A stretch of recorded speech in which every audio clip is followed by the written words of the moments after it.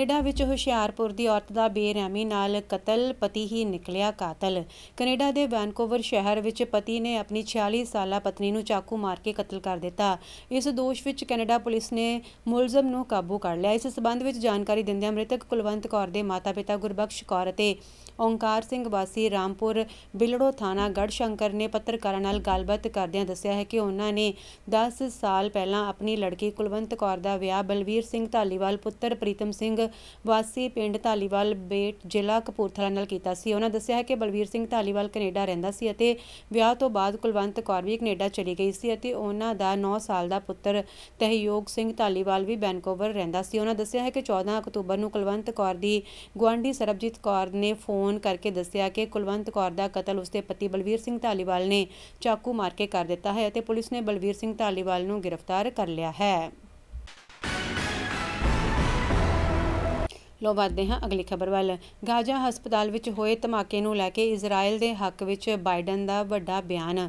America ਦੇ ਰਾਸ਼ਟਰਪਤੀ ਜੋ ਬਾਈਡਨ ਨੇ ਬੁੱਧਵਾਰ ਨੂੰ ਕਿਹਾ ਹੈ ਕਿ ਅਜਿਹਾ ਪ੍ਰਤੀਤ ਹੁੰਦਾ ਹੈ ਕਿ ਗਾਜ਼ਾ ਪੱਟੀ ਦੇ ਇੱਕ ਹਸਪਤਾਲ ਵਿੱਚ ਧਮਾਕਾ ਇਜ਼ਰਾਈਲ ਦੇ ਨਹੀਂ ਕੀਤਾ ਸੀ। ਬਾਈਡਨ ਨੇ ਇੱਕ ਬੈਠਕ ਦੌਰਾਨ ਇਜ਼ਰਾਈਲ ਦੇ ਪ੍ਰਧਾਨ ਮੰਤਰੀ ਬੈਂਜਾਮਿਨ ਨੇਤਨਯਾਹੂ ਨੂੰ ਕਿਹਾ ਹੈ ਕਿ ਜੋ ਮੈਂ ਦੇਖਿਆ ਹੈ ਉਸ ਦੇ ਆਧਾਰ 'ਤੇ ਅਜਿਹਾ ਲੱਗਦਾ ਹੈ ਕਿ ਇਹ ਕੰਮ ਤੁਸੀਂ ਨਹੀਂ ਸਗੋਂ ਕਿਸੇ ਦੂਜੀ ਟੀਮ ਨੇ ਕੀਤਾ ਹੈ। ਪਰ ਬਾਈਡਨ ਨੇ ਕਿਹਾ ਹੈ ਕਿ ਉੱਥੇ ਬਹੁਤ ਸਾਰੇ ਲੋਕ ਸਨ ਜਿਨ੍ਹਾਂ ਨੂੰ ਨਹੀਂ ਪਤਾ ਹੈ ਕਿ ਧਮਾਕਾ ਕਿਸ ਕਾਰਨ ਹੋਇਆ ਹੈ। ਹਮਾਸ ਸ਼ਾਸਿਤ ਗਾਜ਼ਾ ਦੇ ਸਿਹਤ ਮੰਤਰਾਲਾ ਨੇ ਕਿਹਾ ਹੈ ਕਿ ਇਜ਼ਰਾਈਲ ਨੇ ਹਸਪਤਾਲ 'ਤੇ ਹਵਾਈ ਹਮਲਾ ਕੀਤਾ ਹੈ। ਉੱਥੇ ਹੀ ਇਜ਼ਰਾਈਲ ਦੀ ਫੌਜ ਨੇ ਸ਼ਮੂਲੀਅਤ ਤੋਂ ਇਨਕਾਰ ਕੀਤਾ ਹੈ ਅਤੇ ਦਾਅਵਾ ਕੀਤਾ ਹੈ ਕਿ ਇਹ ਘਟਨਾ ਇੱਕ ਹੋਰ ਕੱਟੜਪੰਥੀ ਸਮੂਹ ਫਲਸਤੀਨ ਇਸਲਾਮਿਕ ਜਿਹਾਦ ਵੱਲੋਂ ਦਾਗੇ ਗਏ ਰਾਕਟ ਦਾ ਨਿਸ਼ਾਨਾ ਖੁੰਝਣ ਕਾਰਨ ਵਾਪਰੀ ਹੈ।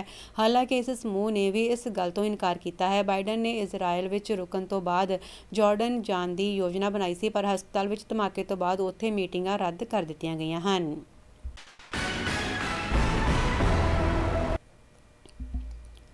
ਲੋ ਵਧਦੇ ਹਾਂ ਅਗਲੀ ਖਬਰ ਵੱਲ। ਇਜ਼ਰਾਈਲ ਪੁੱਜੇ ਅਮਰੀਕੀ ਰਾਸ਼ਟਰਪਤੀ ਜੋ ਬਾਈਡਨ ਬੈਂਜਾਮਿਨ ਨੇਤਨਯਾਹੂ ਨਾਲ ਕਰਨਗੇ ਮੁਲਾਕਾਤ।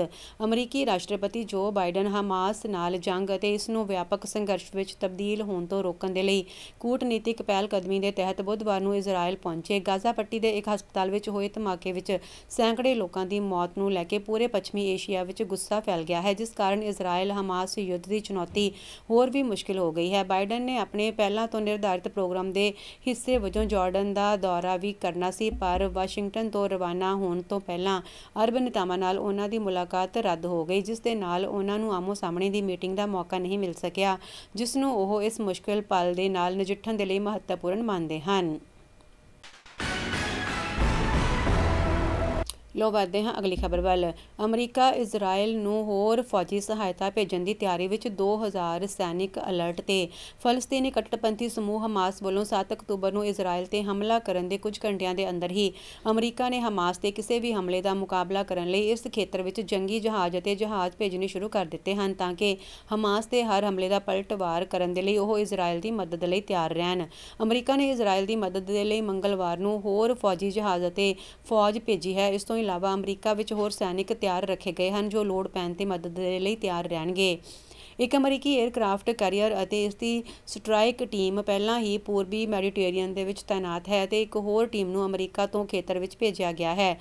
ਇਸ ਤੋਂ ਇਲਾਵਾ ਜਲ ਸੈਨਾ ਦੇ 3 ਜੰਗੀ ਬੇੜੇ ਵੀ ਭੇਜੇ ਗਏ ਹਨ। ਮੱਧ ਪੂਰਬ ਦੇ ਆਲੇ-ਦੁਆਲੇ ਅਮਰੀਕੀ ਫੌਜੀ ਟਿਕਾਣਿਆਂ 'ਤੇ ਦਰਜਨਾਂ ਜਹਾਜ਼ ਭੇਜੇ ਗਏ ਹਨ ਅਤੇ ਇੱਕ ਵਿਸ਼ੇਸ਼ ਅਮਰੀਕੀ ਟੀਮ ਯੋਜਨਾਬੰਦੀ ਅਤੇ ਖੁਫੀਆ ਜਾਣਕਾਰੀ ਇਕੱਠੀ ਕਰਨ ਵਿੱਚ ਇਜ਼ਰਾਈਲੀ ਬਲਾਂ ਦੀ ਮਦਦ ਕਰ ਰਹੀ ਹੈ। ਲੋ ਵਧਦੇ ਹਾਂ ਅਗਲੀ ਖਬਰ ਵੱਲ। ਭਾਰਤੀ ਅਮਰੀਕੀ ਸੋਨਲ ਪੁੱਚਰ ਦੇ ਨਾਂ 'ਤੇ ਸਥਾਪਿਤ ਸਕੂਲ ਦਾ ਉਦਘਾਟਨ। ਸਿੱਖਿਆ ਦੇ ਖੇਤਰ ਵਿੱਚ ਮੋਹਰੀ ਰਹੀ ਭਾਰਤੀ ਅਮਰੀਕੀ ਸੋਨਲ ਪੁੱਚਰ ਦੇ ਨਾਂ 'ਤੇ ਅਮਰੀਕਾ ਦੇ ਟੈਕਸਾਸ ਸੂਬੇ ਵਿੱਚ ਸਥਾਪਿਤ ਇੱਕ ਪ੍ਰਾਇਮਰੀ ਸਕੂਲ ਦਾ ਰਸਮੀ ਤੌਰ 'ਤੇ ਉਦਘਾਟਨ ਕੀਤਾ ਗਿਆ। ਇਸ ਮੌਕੇ 'ਤੇ ਬੁਲਾਰਿਆਂ ਨੇ ਭਾਈਚਾਰੇ ਤੇ ਲੋੜਵੰਦਾਂ ਲਈ ਪੁੱਚਰ ਦੇ ਯੋਗਦਾਨ ਨੂੰ ਯਾਦ ਕੀਤਾ। Fort band independent school district ਦੇ ਬੋਰਡ ਨੇ ਐਤਵਾਰ ਨੂੰ ਸਰਬਸੰਮਤੀ ਦੇ ਨਾਲ ਸਕੂਲ ਦਾ ਨਾਂ ਸੋਨਲ ਦੇ ਨਾਂ 'ਤੇ ਰੱਖਣ ਨੂੰ ਮਨਜ਼ੂਰੀ ਦਿੱਤੀ ਸੀ। ਸੋਨਲ ਦਾ ਦੇਹਾਂਤ 2019 ਵਿੱਚ 58 ਸਾਲ ਦੀ ਉਮਰ ਵਿੱਚ ਕੈਂਸਰ ਕਾਰਨ ਹੋ ਗਿਆ ਸੀ। ਸੋਨਲ FBISD ਦੇ ਬੋਰਡ ਦੀ ਮੈਂਬਰ ਸੀ।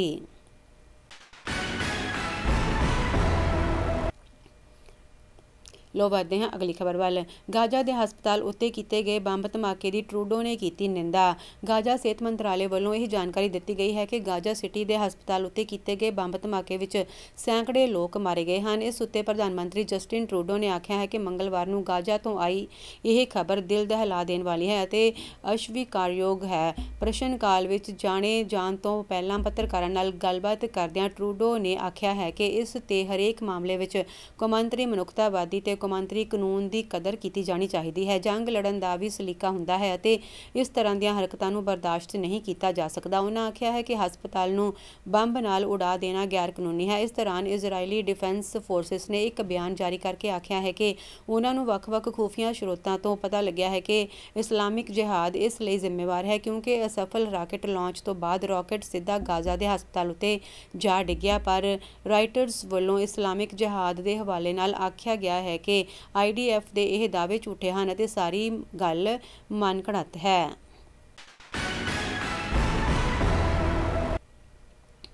ਲੋ ਵਧਦੇ ਹਾਂ ਅਗਲੀ ਖਬਰ ਵੱਲ। ਟੋਰਾਂਟੋ ਵਿੱਚ ਕੀਤੇ ਗਏ ਫਲਸਤੀਨ ਪੱਖੀ ਮੁਜ਼ਾਹਰੇ। ਮੰਗਲਵਾਰ ਰਾਤ ਨੂੰ ਟੋਰਾਂਟੋ ਦੇ ਡਾਊਨਟਾਊਨ ਵਿੱਚ ਫਲਸਤੀਨ ਪੱਖੀ ਰੈਲੀ ਕੱਢੀ ਗਈ ਅਤੇ ਹਜ਼ਾਰਾਂ ਦੀ ਗਿਣਤੀ ਵਿੱਚ ਮੁਜ਼ਾਹਰਾਕਾਰੀਆਂ ਨੇ ਇਸ ਵਿੱਚ ਹਿੱਸਾ ਲਿਆ। ਇਸ ਦੌਰਾਨ ਯੂਨੀਵਰਸਿਟੀ ਆਫ ਟੋਰਾਂਟੋ ਵਿੱਚ ਵਿਦਿਆਰਥੀਆਂ ਵੱਲੋਂ ਇਜ਼ਰਾਈਲ ਪੱਖੀ ਰੈਲੀ ਕੱਢੀ ਗਈ।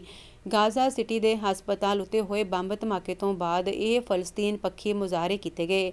ਇਹ ਹਸਪਤਾਲ ਜ਼ਖਮੀਆਂ ਦੇ ਨਾਲ ਤੇ ਪਨਾਹ ਲੈਣ ਦੇ ਲਈ ਇੱਥੇ ਪਹੁੰਚੇ ਫਲਸਤੀਨੀਆਂ ਨਾਲ ਭਰਿਆ ਪਿਆ ਸੀ। ਇਸ ਧਮਾਕੇ ਵਿੱਚ ਸੈਂਕੜੇ ਲੋਕ ਮਾਰੇ ਗਏ। ਹਮਸ ਵੱਲੋਂ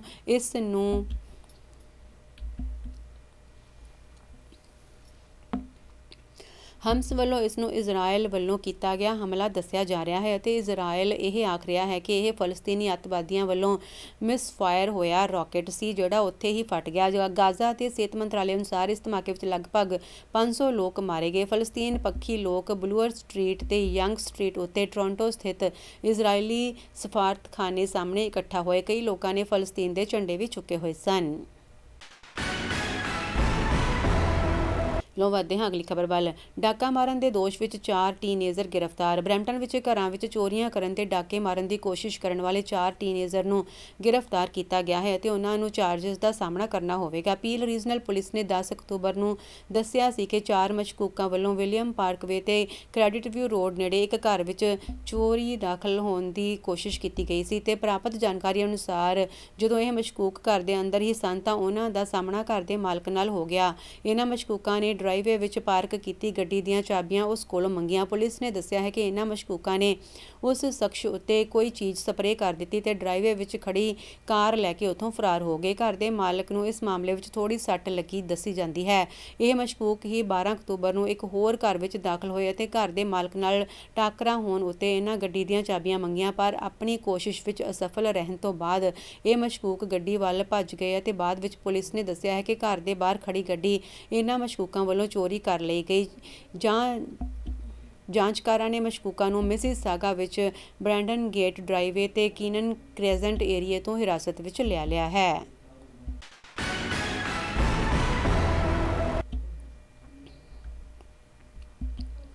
ਲੋ ਵਧਦੇ ਹਾਂ ਅਗਲੀ ਖਬਰ ਵੱਲ। ਚੀਨ ਵਿੱਚ 3 ਸਾਲ ਨਜ਼ਰਬੰਦ ਰਹੀ ਆਸਟ੍ਰੇਲੀਆਈ ਪੱਤਰਕਾਰ ਨੇ ਕੀਤੇ ਅਹਿਮ ਖੁਲਾਸੇ।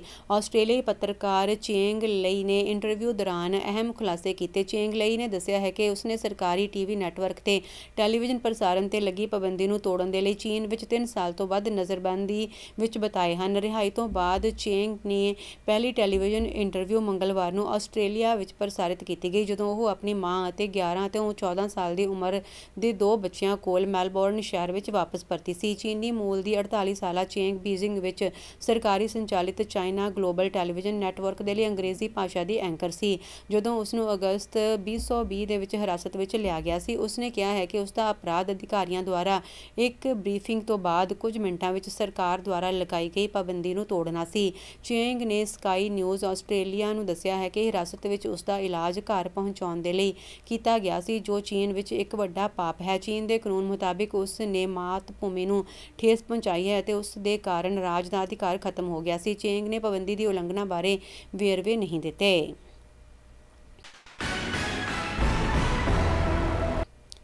ਲੋ ਵਧਦੇ ਹਾਂ ਅਗਲੀ ਖਬਰ ਵੱਲ। ਆਸਟ੍ਰੇਲੀਆ ਜੰਗਲ ਵਿੱਚ ਅੱਗ ਲੱਗਣ ਮਗਰੋਂ ਚੇਤਾਵਨੀ ਜਾਰੀ, ਇੱਕ ਵਿਅਕਤੀ ਦੀ ਮੌਤ। ਆਸਟ੍ਰੇਲੀਆ ਦੇ ਨਿਊ ਸਾਊਥ ਵੈਲਜ਼ ਸੂਬੇ ਦੇ ਉੱਤਰ ਵਿੱਚ ਜੰਗਲ ਵਿੱਚ ਅੱਗ ਲੱਗਣ ਕਾਰਨ ਇੱਕ ਵਿਅਕਤੀ ਦੀ ਮੌਤ ਹੋ ਗਈ। ਪੁਲਿਸ ਨੇ ਮੰਗਲਵਾਰ ਨੂੰ ਇਸ ਦੀ ਪੁਸ਼ਟੀ ਕੀਤੀ। NSW ਰੂਰਲ ਫਾਇਰ ਸਰਵਿਸਿਜ਼ ਨੇ ਨਿਵਾਸੀਆਂ ਨੂੰ ਸੁਚੇਤ ਰਹਿਣ ਅਤੇ ਆਪਣੇ ਆਲੇ ਦੁਆਲੇ ਦੀ ਨਿਗਰਾਨੀ ਕਰਨ ਦੇ ਲਈ ਕਿਹਾ ਹੈ। ਸਰਗਰਮ ਸੰਪਤੀਆਂ ਦੇ ਆਲੇ ਦੁਆਲੇ ਅੱਗ ਬਲ ਰਹੀ ਹੈ। ਪੁਲਿਸ ਨੇ ਦੱਸਿਆ ਹੈ ਕਿ ਖੇਤਰ ਵਿੱਚ ਜੰਗਲ ਦੀ ਅੱਗ ਲੱਗਣ ਤੋਂ ਬਾਅਦ ਸੋਮਵਾਰ ਨੂੰ ਸਥਾਨਕ ਸਮੇਂ ਅਨੁਸਾਰ ਰਾਤ 10:15 ਵਜੇ ਦੇ ਕਰੀਬ ਐਮਰਜੈਂਸੀ ਸੇਵਾਵਾਂ ਨੂੰ ਟੈਮਾਗੋਂਗ ਵਿੱਚ ਸਟੋਨੀ ਕ੍ਰੀਕ ਲੇਨ ਵਿੱਚ ਬੁਲਾਇਆ ਗਿਆ। ਅੱਗ ਲੱਗਣ ਤੋਂ ਬਾਅਦ 56 ਸਾਲਾ ਵਿਅਕਤੀ ਲਾਪਤਾ ਦੱਸਿਆ ਗਿਆ। ਜਦੋਂ ਪੁਲਿਸ ਅਧਿਕਾਰੀ ਉੱਥੇ ਪਹੁੰਚੇ ਤਾਂ ਉਹਨਾਂ ਨੂੰ ਇੱਕ ਵਿਅਕਤੀ ਦੀ ਲਾਸ਼ ਮਿਲੀ, ਜਿਸ ਦੇ ਨੇੜੇ ਮਿਲੇ ਬੁਲਡੋਜ਼ਰ ਨੂੰ ਨਸ਼ਟ ਕਰ ਦਿੱਤਾ ਗਿਆ। ਮੰਨਿਆ ਜਾਂਦਾ ਹੈ ਕਿ ਵਿਅਕਤੀ ਇੱਕ ਸਥਾਨਕ ਜਾਇਦਾਦ ਦਾ ਮਾਲਕ ਹੈ, ਜਿਸ ਦੀ ਪਛਾਣ ਦੀ ਅਜੇ ਵੀ ਰਸਮੀ ਪੁਸ਼ਟੀ ਦੀ ਲੋੜ ਹੈ।